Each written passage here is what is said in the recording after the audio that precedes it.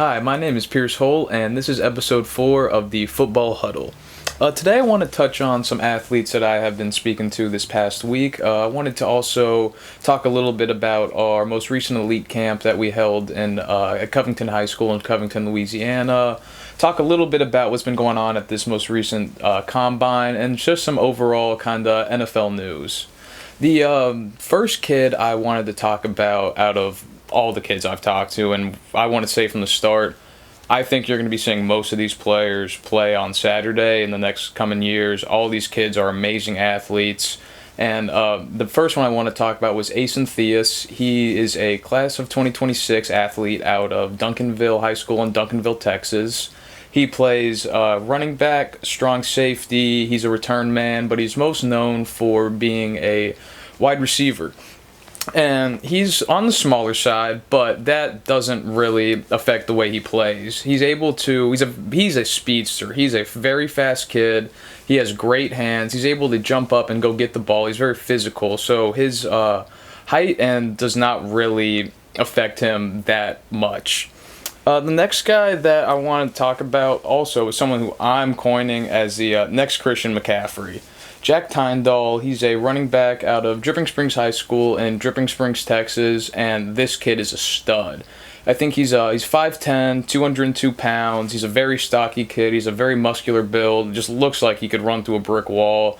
And he won the Texas 26-6A District MVP award. And if you know anything about the 26-6A District in Texas, you know that it's full of some powerhouse schools. I personally went to one of those schools, like Travis, so I know that the competition within that district is very tough. He went to Dripping Springs is considered a smaller school because, like Lake Travis, you've had Cade Brewer come out of there, Cameron Dicker, you've had Baker Mayfield, Garrett Wilson. On the other side in Westlake, you've had Louisiana legend Drew Brees, current quarterback for Clemson, Cade Klubnik went there. So the talent is everywhere within that district. So the fact that a kid like him, who comes from a smaller school, did win that MVP award shows a lot about him. He's a tough runner. He's a hard worker. He does whatever he can to really just try to get to that next step. I do not believe it has any college offers right now, so he is a player that you really want to go look at. He's a kid that will help your team in any way, shape, and form at any level of the game. And another guy I want to talk about is Kyler Singletary. He's out of Cypress, Texas. He goes to Cypress Woods High School, and just like Asen Theus, he's a little bit on the smaller side, and he also plays running back, receiver, defensive back, and return man. But he is electric. As you're probably watching over my face right now, he had a 95-yard kickoff return touchdown against Cy-Fair High School. He bobbled the ball at the beginning of the play and still ended up taking it 95 yards to the house. He turned the Jets on. He shows that even when a play kind of breaks up at the beginning, he can do whatever he needs to kind of bring that play back together and just kind of succeed in any facet that he can. He's very speedy. I think he's about 5'7", which is on the shorter side, but like the way he goes up for those jump balls and those 50-50 balls, you would think the kid is 6'2". When he goes up for the ball, he is most likely coming down with that ball. And I know I talk a lot about kids from the South because that's where most really good high school football is, but I want to show some love to a kid up north, Colton Spachelski. He goes to Yorkville High School in Yorkville, Illinois, and this kid's going to be a stud. He's already, I think, he's 6 foot and 165 pounds, just coming off of his sophomore season.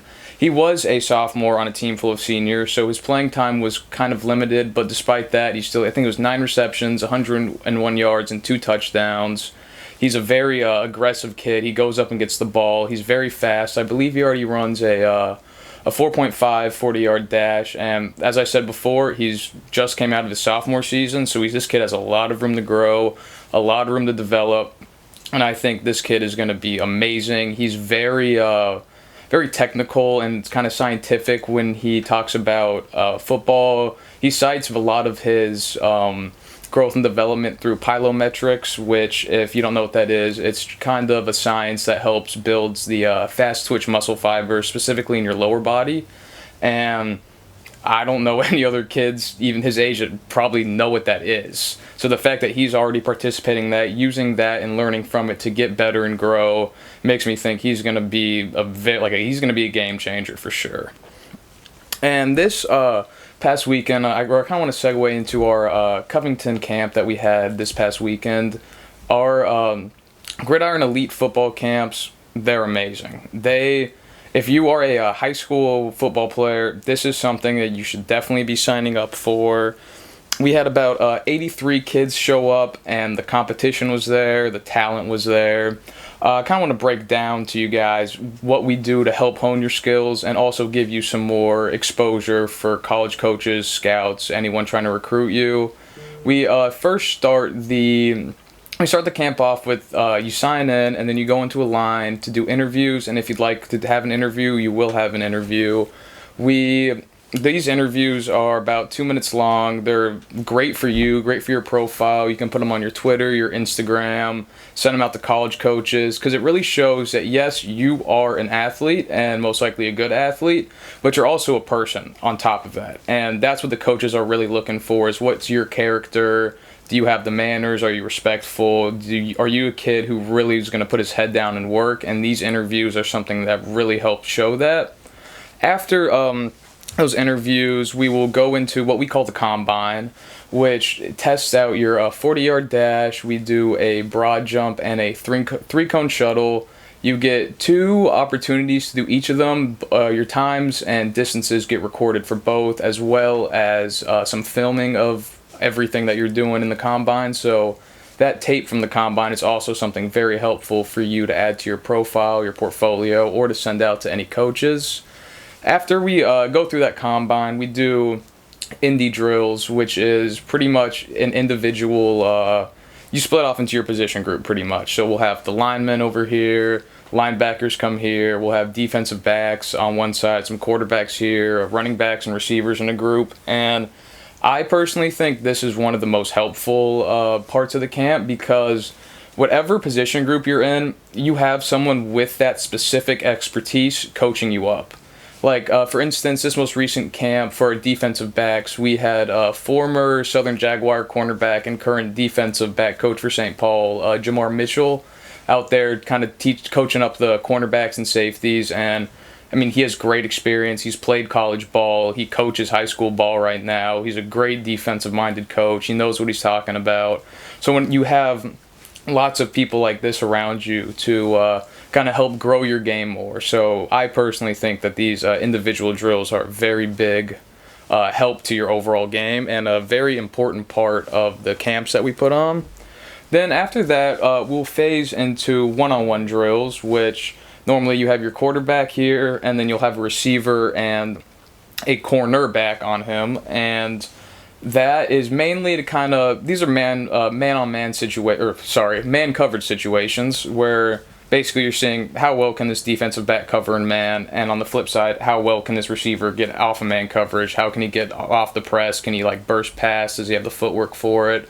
And we don't just do these for defensive backs and receivers. We also try to help the linebackers and running backs a little bit. So we'll put the running back down next to the quarterback, have the linebacker in front of him, have the running back run an angle or a Texas route or wheel, and really see how well these linebackers can cover, as well as kind of how speedy are these running backs, how able are they to make someone miss or make them kind of get off of covering them. So that's another very big help that comes with this camp. And then at the end, we do 7-on-7s, which I would say is the most similar, or is the best practice you're going to get for a game situation. You have everyone but the linemen's out. Everyone but your linemen are out there. You have linebackers, you got safeties, you got corners on offense, you got your running backs, you got your receivers. And yeah, it's 7-on-7. It really helps receivers kind of learn to be more aggressive. It helps defensive backs learn how to kind of guard without holding or pass interference, because without pads, that becomes a lot more apparent whenever it happens. So all in all, the 7-on-7 is a very good tool for you guys, and overall these camps are great. They get you lots of exposure. When you go to the camp, as I said before, you get the interview, you get put in our magazine, which gets sent to I think 3,000 college coaches, so you definitely get a lot of exposure out of it. And yeah, this company we're thousands upon thousands of viewers. Excuse me. We're worldwide. I think hundreds of countries are reading us, so you will get that national and worldwide exposure that you need. And as we know, the NFL Combine just happened very recently, and there were some pretty big stories to come out of it. The first one I want to talk about is Xavier Worthy and his 40-yard dash time. He set a combine 40-yard dash record with a 4.21 seconds. And to me personally, I love LSU. I live in Louisiana, but I'm born and raised from Austin, Texas. I love UT. I love Xavier Worthy, so I was very excited to see that happen. After watching him these past couple of seasons, I wasn't surprised by it. I think he's going to be a game breaker. Whichever team gets him is going to be you're definitely getting an upgrade at the wide receiver position. He's definitely someone that you want to go out there and look at, and if your team drafts him, you are getting a stud of a player. Another story coming out of this is Caleb Williams. As we knew before the Combine, there were lots of questions about his personality, about if he's a diva, because we all heard about him wanting a partial piece of ownership from the team that drafts him, which really never happens. That is kind of the first we've ever heard, but everything I've heard coming out of the Combine, everything I've seen coming out of the Combine, even though he's not testing, he's still showing up to be he's a great football guy. He cares about the game. He cares about a lot more than just himself. He wants to be better, he wants to win, and he just wants the people around him to be better and to win. So overall, I think he's going to be a great player. And the NFL, I think whoever gets him is getting a great quarterback, a generational talent. And yeah, it's going to be real exciting to see wherever he lands. And last thing from the Combine I wanted to talk about is Braden. Give a shout out to Jason Kelsey on his most recent retirement. He is probably one of the greatest, if not the greatest center to ever play the game. He had an amazing career. Drafted in the 6th, 7th round, was an Eagles guy the entire time, just a true football guy. So he is someone I want to give a big shout out to, and he had a great career to watch. And if you got to watch his career, you will understand what I'm talking about. Something else that is going on in the NFL is Russell Wilson just got cut. A lot of people saw that coming. A lot of people thought it was kind of a weird decision for the Broncos. Lots of stories coming out from both sides. Russ saying that they wanted him to fix his injury clause, which can't really do. And the ownership just kind of thought Russ was playing bad. So it's definitely a very kind of weird and sticky situation to navigate. But I believe Russ deserves another chance. He is getting older, but I think he still has that. He's definitely a top 32 quarterback in this league right now. And the people that I've seen, or the teams that I've seen him kind of track to the most are the Atlanta Falcons, which I think you put them in that system. You got Kyle Pitts, you got Bijan, you got Drake London, you got a new head coach who actually wants to seem to use all of these players. And I think honestly, I'm a Saints fan, so I would be scared if the Falcons got him, but I think it'd be a very good fit for them. And the other team I've heard a lot about is Russell Wilson going to the Steelers. They invested a lot in Kenny Pickett. It doesn't seem to really be working out all that great, but you don't know if, do you want to blow up the Steelers still? Kenny's still young. Do you think you could develop him, or do you want to bring Russ in to develop him? So that's another kind of fun and intriguing storyline to follow during this NFL season.